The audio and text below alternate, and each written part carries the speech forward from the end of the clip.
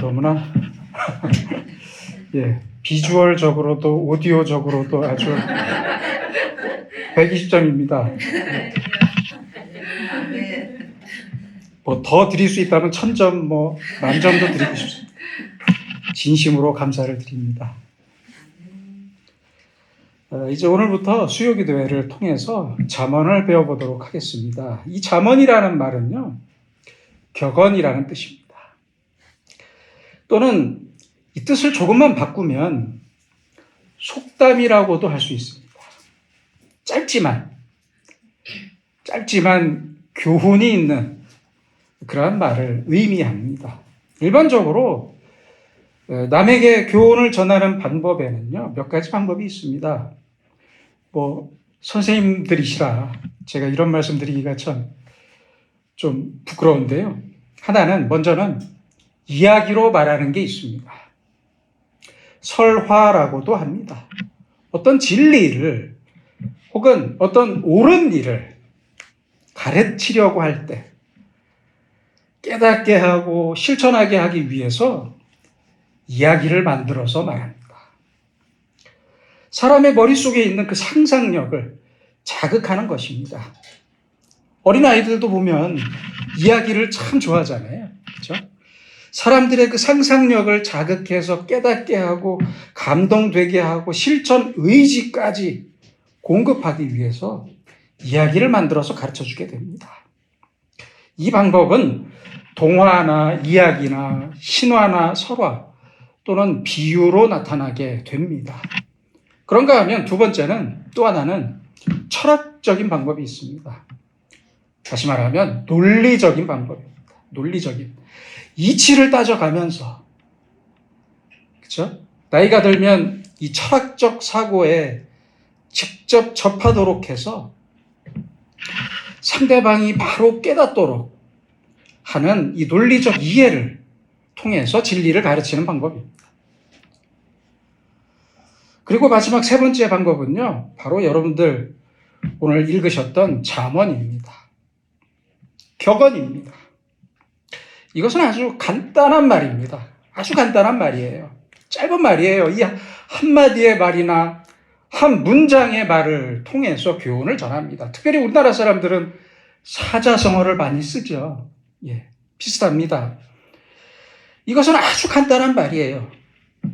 격언이나 속담 같은 그런 짧은 간단한 말입니다. 그러나 이 짧은 말 속에요, 지혜가 있습니다. 지혜가 있어요. 그래서 교훈을 전합니다. 그래서 이것은요, 또 짧아서 기억하기가 쉬워요. 그래서 누구나 잘 기억하고 실천할 수 있게 만듭니다. 긴 설명이 필요하지 않아요. 딱 한마디로 짧게 말해서 오래오래 기억되게 하고 또 실천하게 하는 것이 바로 잠언입니다. 아마 이런 몇 가지 잠언이나 몇 가지 속담을 모르는 사람들은 없을 겁니다. 아무도 없을 거예요. 옛날 어른들은 그런 말씀 많이 하셨죠. 옛말에 틀린 말 하나도 없다, 이 자식아. 그것이 잠언입니다. 그러니까 우리는 이 많은 경험, 많은 생활 속에서 얻어진 이 지혜를 자식들에게 또는 친구들에게 혹은 왕일 때 백성들에게 이렇게 전해주게 됩니다. 그래서 그걸 듣고요, 간접 경험을 하게 됩니다. 아주 대단히 중요한 교육입니다. 결국은 모든 교육은 사실 경험과도 같습니다. 이러한 경험을 통해서 우리가 깨닫고 알고 옳은 길로 가게 되는데 아쉬운 점은 이것입니다. 중요한 경험은 단회적입니다. 반복적이질 않습니다. 2번 경험할 수가 없어요. 딱 한 번 경험하는 거예요. 예를 들어 볼까요? 죽음을 한번 생각해 보세요. 2번 죽은 사람 보셨습니까? 죽음은 딱 한 번 경험합니다. 그러니까 다른 사람 죽는 것을 보았으면 이제 나도 깨달아야죠. 그렇잖아요. 내가 죽어봐야 알겠다고 한다면 인생 끝나고 마는 것입니다. 그렇지 않습니까? 또 하나는요, 또 하나 예를 들어볼게요. 조금 더 길게 잡으면요, 청춘입니다. 젊음입니다. 청춘도요, 한 번입니다. 딱 한 번 지나가는 거예요. 그 소중한 청춘을 다 낭비하고 나서야, 이제야 알겠다고 한다면, 늦었습니다. 늦었어요. 벌써 세상 다 지나갔어요. 저도 벌써 이렇게 나이가 먹었더라고요. 그러니까 이 모든 경험이 중요한 경험일수록 한 번입니다.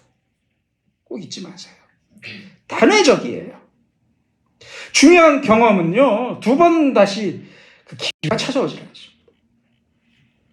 첫 경험이, 그 소중한 첫 경험이 계속 이어진다고 보시면 됩니다. 그렇다면 내게 주어진 이 새로운 사건과 새로운 경험을 그렇다면 우리가 어떻게 지혜롭게 대처할 것인가, 또 지혜롭게 경험할 것인가, 그렇게 생각한다면 쉽습니다. 다른 사람의 경험을 내가 미리 공부하는 수밖에 없어요. 그렇잖아요. 그게 사람의 지혜입니다. 다른 사람이 먼저 경험하고 내게 말을 해주면 잘 들어야 해요. 그러면 그게 나의 간접 경험이 되는 것입니다. 또 어떤 때는 내가 직접 경험한 것보다도 더 확실하게 경험할 수 있습니다. 왜냐면요, 저 사람은 그것을 경험할 때 아무 생각 없이 경험했지만, 그렇잖아요. 나에게는 저 사람이 경험한 것을 잘 정리해서 설명해 주었기 때문입니다. 그래서 어떤 사람들은 내가 직접 경험한 것만 옳고 좋은 줄 알지만 아닙니다. 전혀 아니에요. 그렇게 생각하는 사람은 멍청한 사람이에요.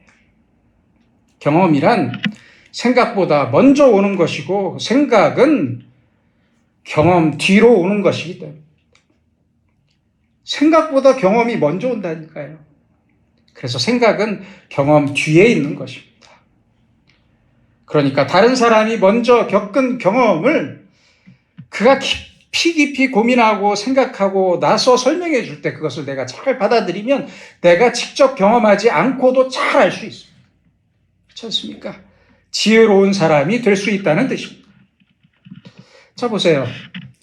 내가 부자 돼 본 적이 없어요. 그죠? 생각해보니까 없어요. 자, 보세요. 내가 부자 된 적이 없다고 한번 생각해 봅시다. 그러니 이미 부자가 되어 봐서 많은 고통을 겪은 돈 때문에 죽을 고생한 사람이 돈의 부작용에 대해서 말해줍니다.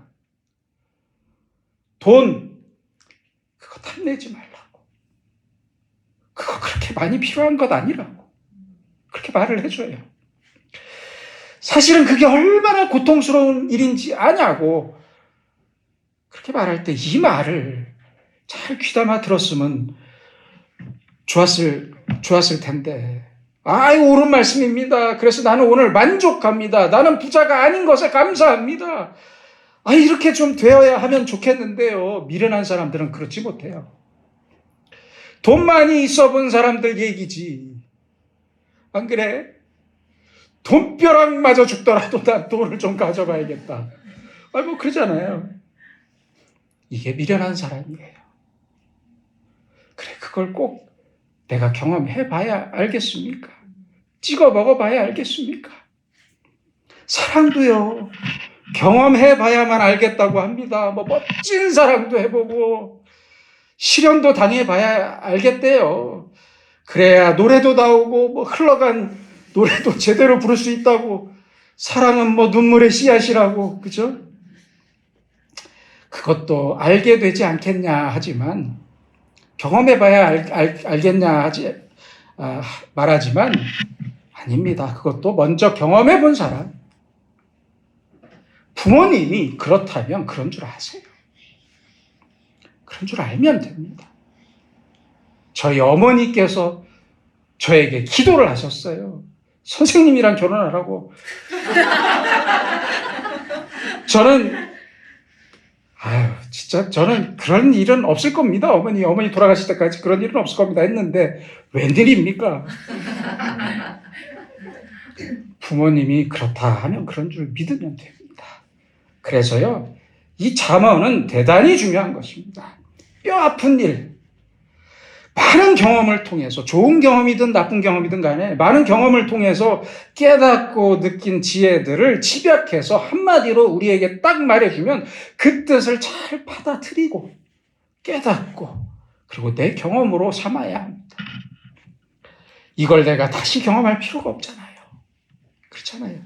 앞차가 사고 나는 걸 봤으면 내가 조심해야죠. 안전운전해야죠. 왜 똑같은 사고를 내가 반복해야 되는 것입니까? 왜 앞차가 신호위반한다고 내가 신호위반해야 하는 것입니까?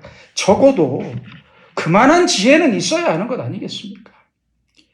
바로 이것이 지혜라는 것입니다. 그러므로 이러한 경험을 통해서 우리는 지혜를 얻게 됩니다. 그러나 이 지혜는요, 아무나 얻는 게 아닙니다. 경험한다고 다 얻는 게 아니에요. 지혜로운 자가 지혜로우십니다. 참 희한해요. 또 그 경험을 우리에게 그 지혜자가 말을 해줘요. 지혜로운 자가 지혜를 말해줄 때 우리는 그로부터 지혜를 또한 배울 수 있는 것입니다. 지혜를 받아들이게 됩니다. 그렇게 되려면요, 중요한 전제 조건이 있습니다. 지혜를 베푸는 자를 믿어야 합니다. 그렇지 않습니까? 믿지 않는데 어떻게 그 지혜를 배울 수가 있겠습니까? 믿어야 합니다. 그를 신뢰하고 그를 사랑해야 하고 존경해야 합니다. 그래서 가르침을 받는 사람은 가르치는 사람을 믿어야 합니다. 학교에서도 그러잖아요. 공부 잘하는 학생들, 선생님들 잘 믿잖아요. 선생님들 말 잘 순종하고, 안 그런가요? 안 그래요? 예. 존경해야 합니다.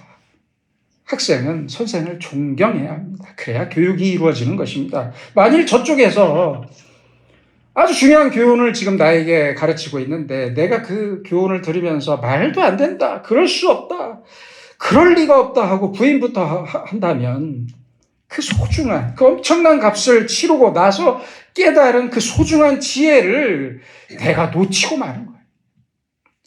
그러나 내가 믿고 신뢰하고 사랑하고 존경하고 받아들인다면 나는 이제부터 그 사람과 같은 지혜로운 사람이 되는 것입니다.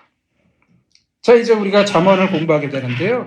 잠언은 솔로몬의 잠언이라고 말합니다. 솔로몬 왕. 이 솔로몬이라고 하는 사람은요, 많은 잠언을 지었습니다.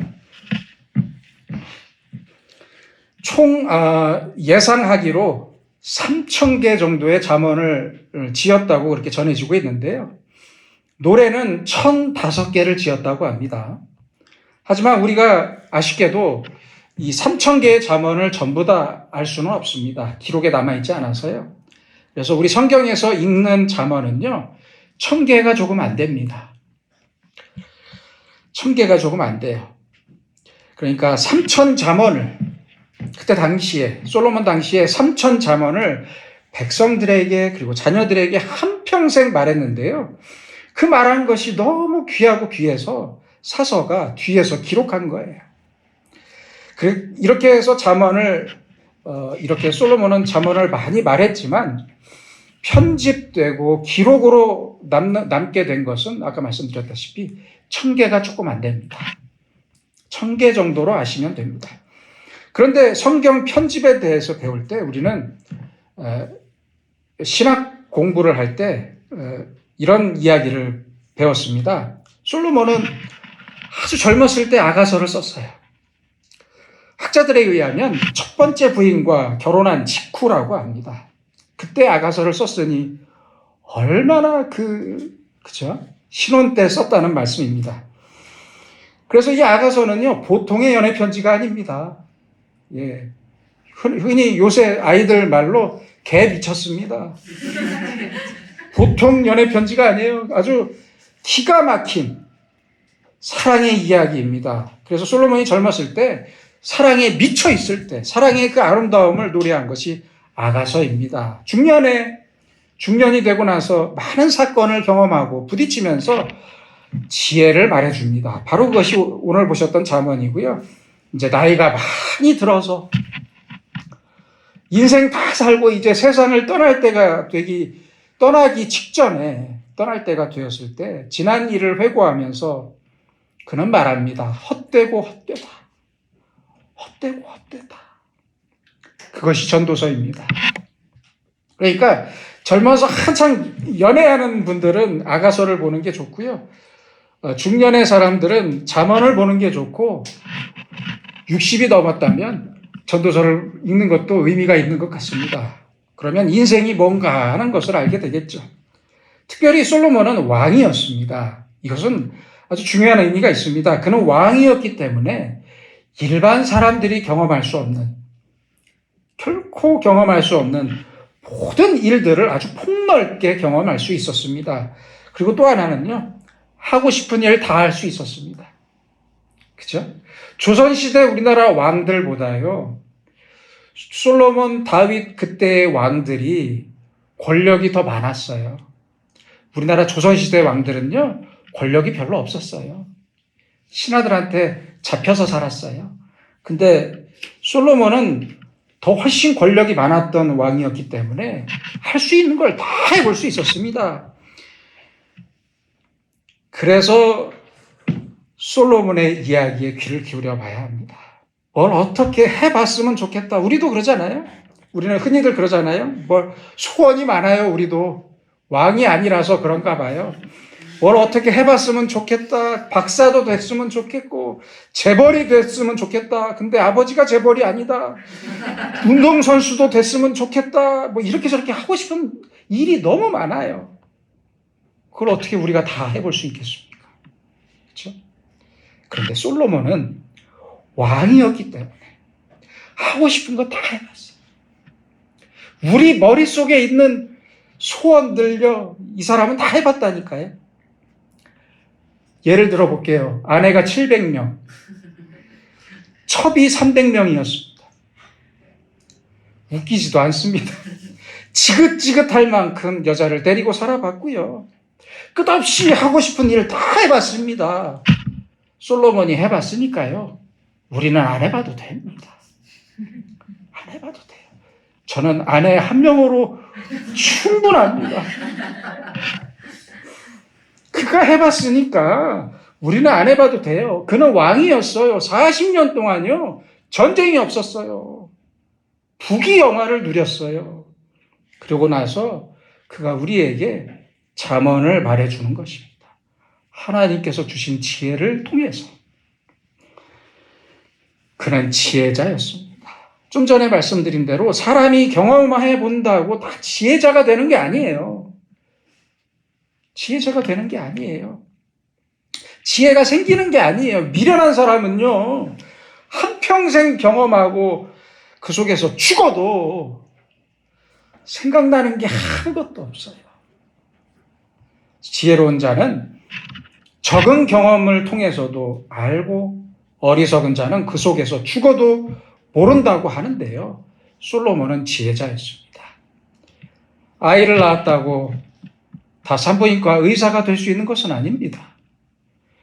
그리고 아이를 못 낳아본 남자라고 해서 산부인과 의사가 못 되는 것도 아닙니다. 그렇잖아요? 꼭 내가 경험해 봐야 한다고 경험 만능처럼 경험 권위주의자가 되지는 마세요. 네가 해보지도 못하고 뭘 아냐. 특히 부모님들이 자식들한테 그러죠. 아니에요. 안 해봤기 때문에 더 잘 알 수 있는 부분도 있어요. 그러니까 내가 경험했다는 것만이 모든 일의 능사가 아니라는 사실을 분명히 알고 사셔야 합니다. 그래서 지혜가 있어야 합니다. 지혜가 있으면요, 딱 한 번 경험하고도 남들이 100번, 1000번 경험한 것보다 더 많이 알 수 있습니다. 그래서 우리는 하나님께 지혜를 구해야 합니다. 어떤 때는 경험하지 않고도 알 수가 있어요.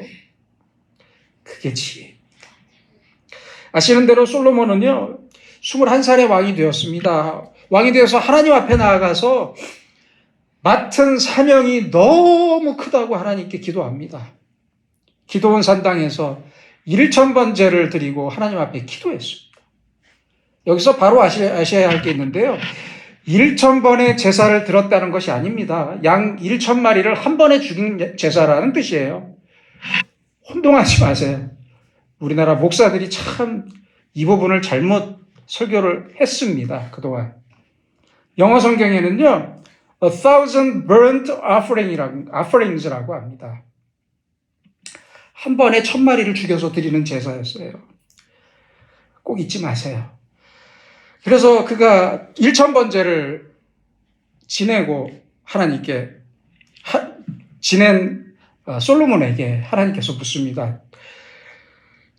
내가 네게 무엇을 줄까? 예뻐서 묻습니다. 그때 솔로몬이요, 더 기가 막힌 말씀을 합니다. 지혜로운 마음을 주세요. 지혜를 주세요.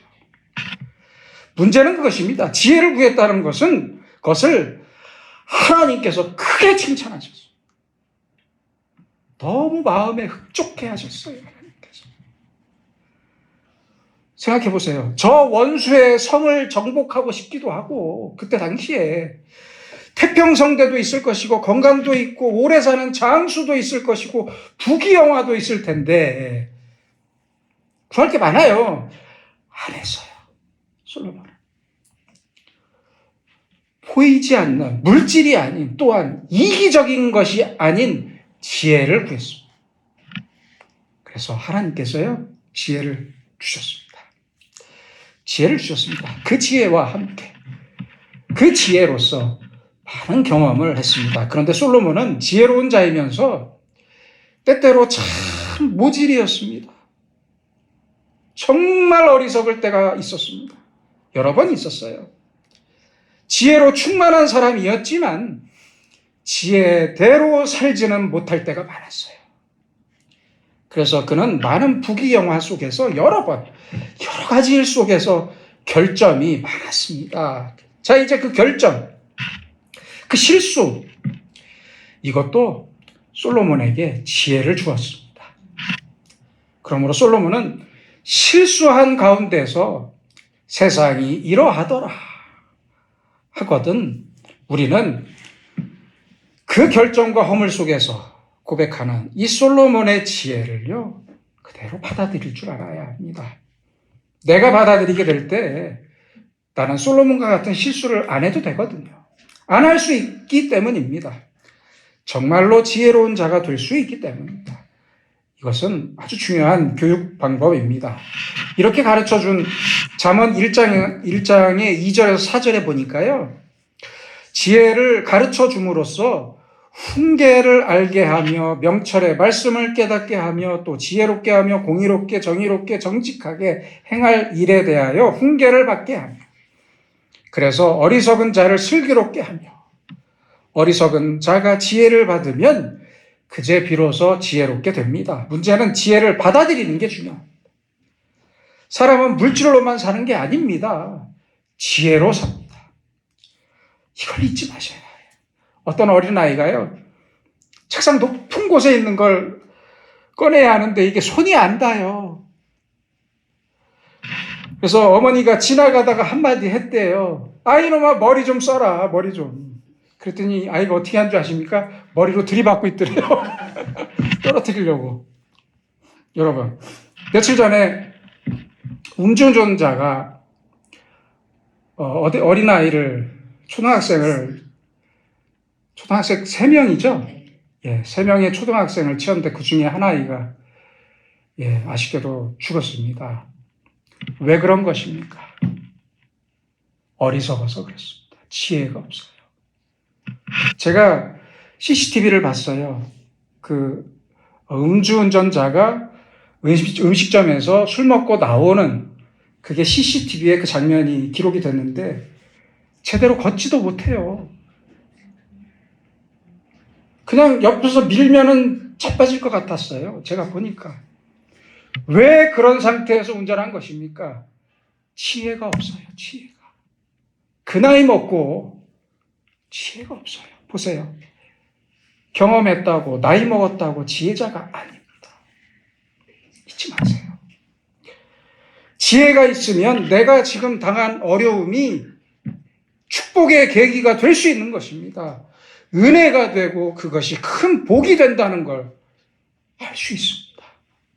그래서 어리석은 자를 슬기롭게 하며 젊은 자에게 지식과 근신함을 주기 위한 것이다.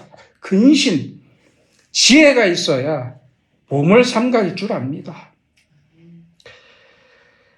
젊은 자가요, 힘이 넘친다고 혈기대로 살 수는 없습니다. 그럼 안 되잖아요. 지혜로서 마음을 다스리고 내 몸을 다스려야 합니다. 그 다음에 보니까요, 지혜 있는 자는 듣고 학식이 더할 것이요 지혜로운 자는 듣고 더 지혜로워질 것이라는 말씀입니다. 명철한 자는 지략을 얻을 것이라. 잠언과 비유와 지혜 있는 자의 말과 그 오묘한 말을 깨달으리라. 아주 대단히 중요한 지혜의 말씀을 우리에게 전해주고 있습니다. 날마다 저 먼 솔로몬의 지혜가 우리에게 있고 깊은 깨달음이 우리에게 있기를 소망합니다.